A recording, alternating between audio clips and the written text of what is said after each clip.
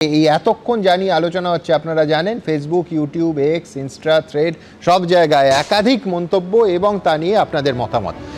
আমাদের মন্তব্য ছিল যে পুলিশের এফআইআর এর ওপর স্থগিতাদেশ, ফুটেজ সংরক্ষণের নির্দেশ, সুপ্রিম কোর্টে প্রাথমিকভাবে জয় হলো ইডির, বড় ধাক্কা পুলিশ আর সরকারের। আপনি কি তাই মনে করেন?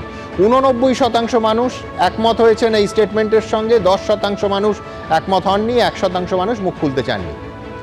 পরের প্রশ্ন ছিল আইপ্যাক কাণ্ডে কি সিবিআই তদন্ত হওয়া উচিত? 77% মানুষ মনে করেছেন হ্যাঁ সিবিআই তদন্ত হওয়া উচিত, 20% মানুষ একেবারে সিবিআই তদন্তের পক্ষে নয় এবং 3% মুখ খুলতে চাননি।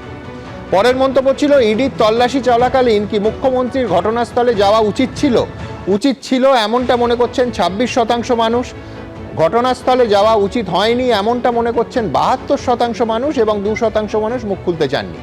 পরের স্টেটমেন্ট ছিল নিরপেক্ষতার অভাবেই কি বারবার আদালতে প্রশ্নের মুখে পড়েছে এই কেন্দ্রীয় এজেন্সি এবং রাজ্য পুলিশ।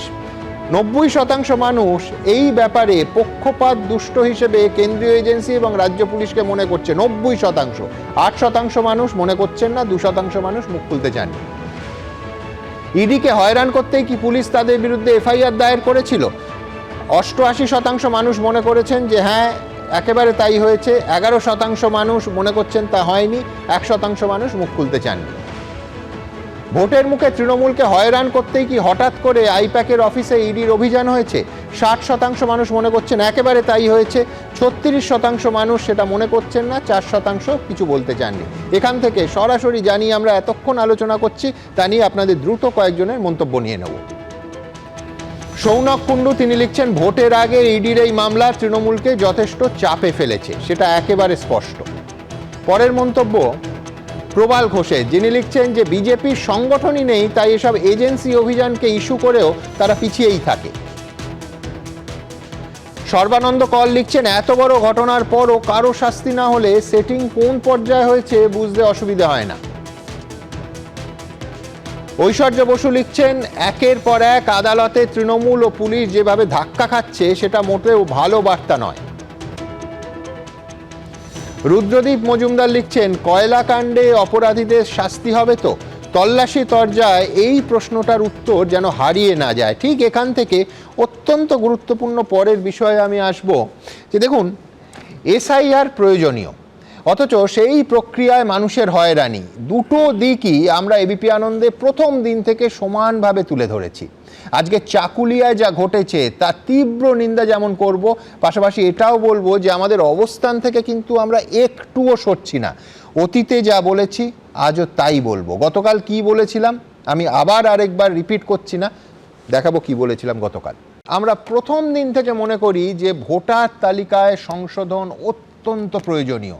যদি সুষ্ঠুভাবে ভোট করতে এসআইআর প্রয়োজন হয় তাহলে এসআইআর করতে হবে, করতেই হবে। কিন্তু নির্বাচন কমিশন আগাগোড়া যে পরিকল্পনার অভাব দেখিয়েছে, বিহারের একাধিক শিক্ষার পরেও এই পশ্চিমবঙ্গে সুনির্দিষ্ট এসওপির অভাব প্রথম দিন থেকে দেখা যাচ্ছে। বারবার এই অনুষ্ঠানে তা তুলে ধরেছি।